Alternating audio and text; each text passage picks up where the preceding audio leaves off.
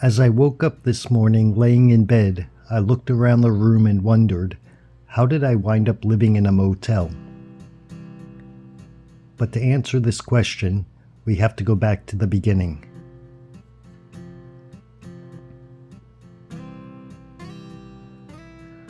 I grew up in Bound Brook, New Jersey, in a middle-class family living in a middle-class neighborhood.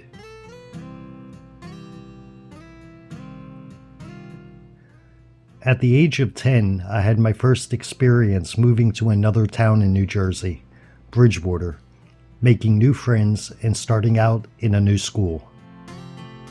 I don't really remember how I felt back then, probably scared and excited at the same time.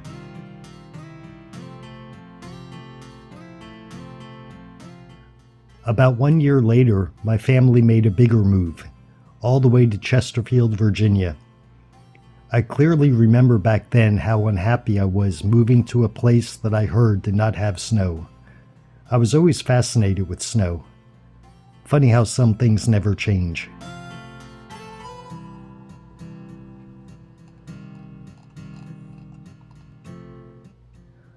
The first winter in Virginia was actually one of the years when they had a higher amount of snow than they usually do. For some reason, though, that didn't make me like Virginia more. I never really liked Virginia, and I still don't, but I don't know why. Maybe it's because it took me away from my childhood home state.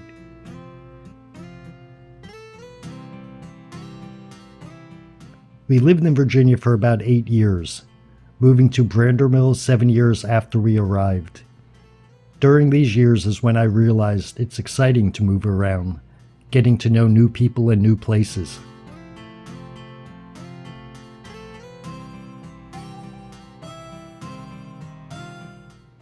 One year later, a day after I graduated from high school, my parents moved to Connecticut and I went with them. I wasn't really happy because I was leaving my high school friends behind, but I was looking forward to moving back north in a new place that had winters I enjoyed.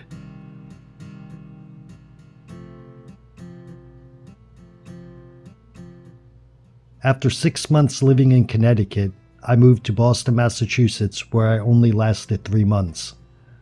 One of the first days I was living there, I came outside of the building I lived in and saw a homeless person lying on the sidewalk, either passed out or who had died. Seconds later, a police car and an ambulance pulled up and I moved on. That was my first experience living in Boston, and it left a disturbing taste in my mouth, which stayed with me until 3 months later when I headed back to Virginia.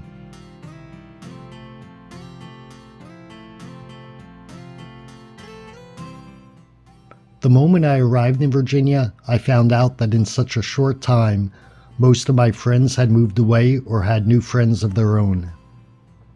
I eventually made friends with a group of about 8 guys and girls who all went to school together in Mechanicsville, Virginia. During those 2 years, I lived in Richmond, Virginia in an apartment with all of them, and things were going great, and it was like I knew them and they knew me as long as they all knew each other. But times change and people change, sometimes more quickly than you'd like.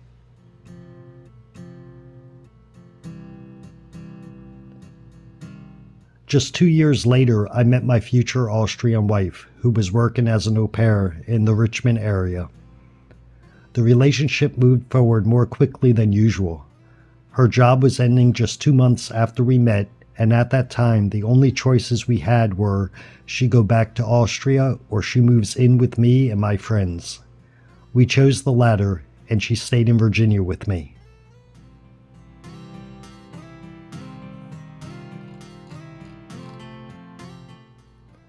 Over the next 10 months, many of my new friends started having arguments with each other, and one by one they each walked away from the group.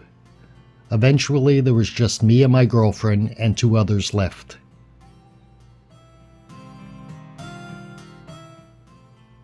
And then my girlfriend asked me a question I had never thought I would have to decide in my entire life. The question was, do you want to move overseas with me?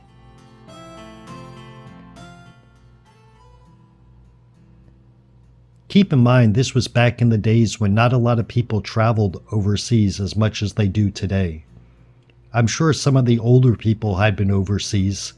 I knew my father had been when I was younger, but I did not know anybody my age who could tell me what I was getting into except for my girlfriend. And I asked her a lot of questions before deciding, and she gave me all of the answers, but it didn't really help me.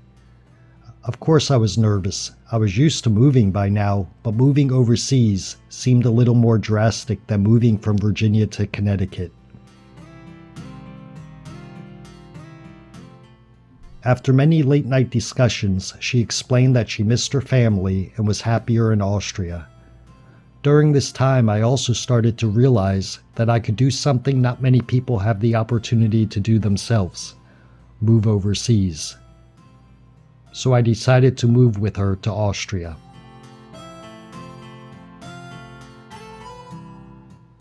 Two months later, I was on the plane relocating to Austria.